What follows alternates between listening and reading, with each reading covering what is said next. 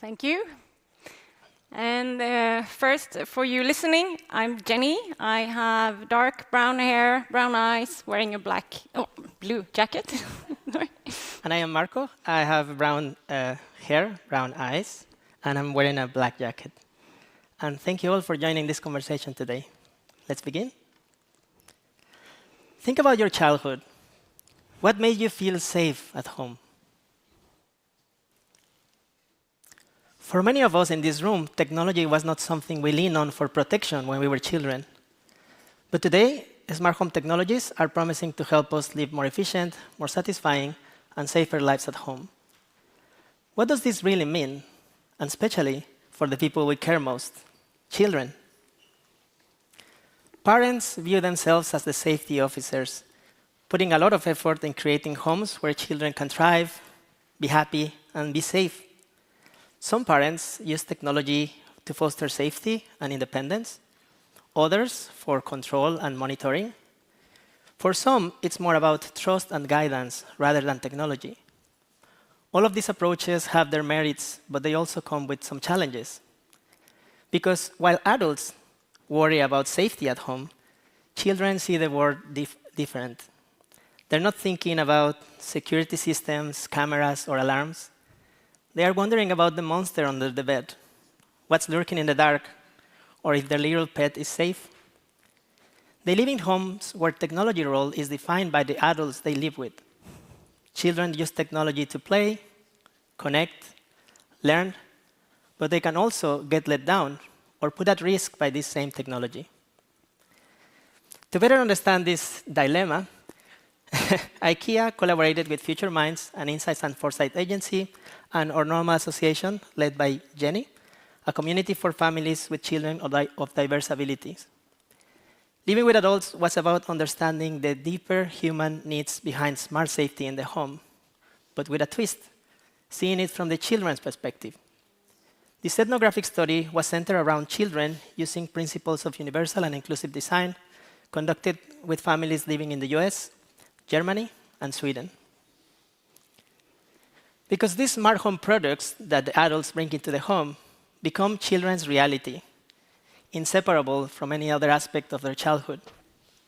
Yet, the needs and perspectives of children and children with diverse abilities are among the most underrepresented in home technology design. Tech is a family matter.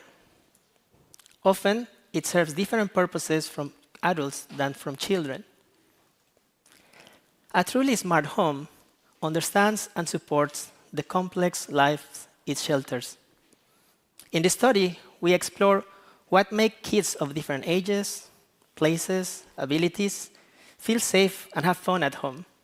What worries them? And how technology impacts their sense of safety and well-being. We develop research frameworks for gathering information directly from both the adults and the children. Today, we focused on the kids. A day in the life of every kid in the study was unique, but we found that many of the kids shared their happiest times with the adults they live with. They enjoy helping in the kitchen, cuddling in the couch, playing, reading, or eating together. But some other times, kids also need private spaces where they can go under the radar and be themselves without feeling monitored or being observed. The concerning moments of children are also very different from concerning moments of the adults. For example, we have this 5-year-old boy in our research who finds the robot vacuum cleaner super scary because it acts and behaves so unpredictable. So their parents try to touch the product and explain how it works to build this trust and understanding. Because the way in which technology is introduced to children, it's very important. We learned that many smart door locks and alarm systems are often not designed with the children's abilities in mind. For example, one child in our study got locked out of the house because she couldn't remember the PIN code. This was very frustrating and scary for her. When it comes to codes and security cameras in the home, some kids feel anxious, wondering why are they needed in the first place. The idea that someone can come into the house is very frightening for them. The complex issue of privacy and independence is also highlighted in our study. One 15-year-old girl went out with some friends, unaware that mom had put a smart tag in her bag to track her in the mobile phone. She could see her daughter was driving in a car that was getting too far. So when the kid got back home, she got in big trouble. The child felt this was an intrusion of her freedom and independence, but mom insisted it was for her own good. Our research shows that smart home technology often prioritizes adult needs versus children's needs of feeling happy and safe at home. Although kids must interact with these technologies, they are usually designed with adults in mind, often compromising kids' privacy, causing frustration, anxiety, and stress. For the children in our study, safety was more about feeling safe, rather than being protected from external threats in the home or outside. Thank you. Yes, it soon became very clear to us that the adults had so many thoughts and worries about physical safety, while the children focused just as much or even more on mental safety when sharing aspects around well-being in their homes. So seen from their perspective, smart safety should focus not only on locks, alarms, and sensors, but on emotional safety, creating spaces where children feel heard, seen, and valued.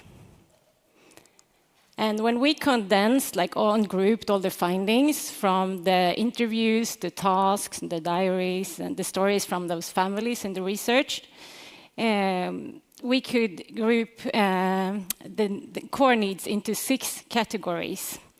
And those were core needs that the children shared. Those were really universal needs. So being me, feeling safe, being empowered, the freedom to explore, being together, and time and space to just play.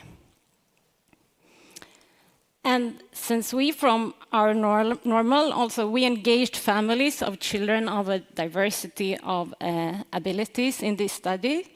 We involved families of children in different ages, from different types of homes, but also involving a diversity of abilities related to visual impairment, hearing impairment, mobility, cognitive and developmental diversities. What really became obvious to us when we compared those results with the findings from the research engaging also the other families of children with a more norm-typical profile, so no documented diagnosis or disabilities, that was that there weren't any differences in terms of core needs. There are no special needs. There are just needs that perhaps must be fulfilled in different ways.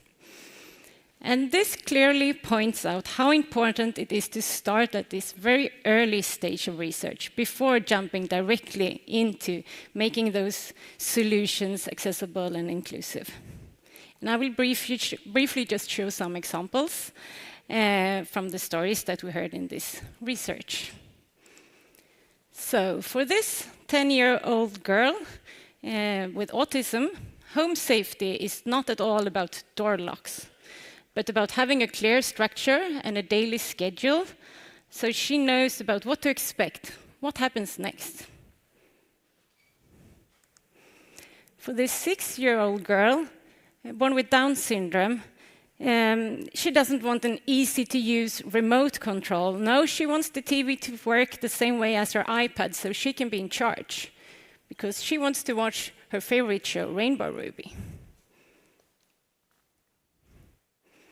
And we heard the story of this 10-year-old girl born with a rare diagnosis, and she feels very anxious and worried when her mother is away.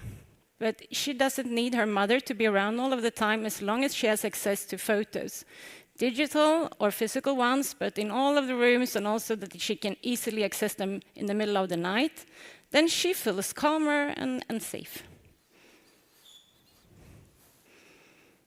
And for this 11-year-old boy, born with cerebral palsy, play at home is not only about accessible video games or computer games, even if that's super important. We know many companies work with accessibility in game consoles, for example.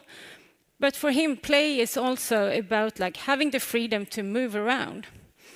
And then not just in his own home, he can do that today because they have adapted it, but also to visit others, like his classmates. He can't do that today because their homes have stairs and he's using a wheelchair. For this 13-year-old boy with visual impairment, he doesn't want to play with the sensor toys provided to him from the special education team. He finds them boring. He wants to be in his room, listen to music, talk to the smart loudspeakers, and he dreams about becoming a hockey pro, just like everyone else around him in the same age.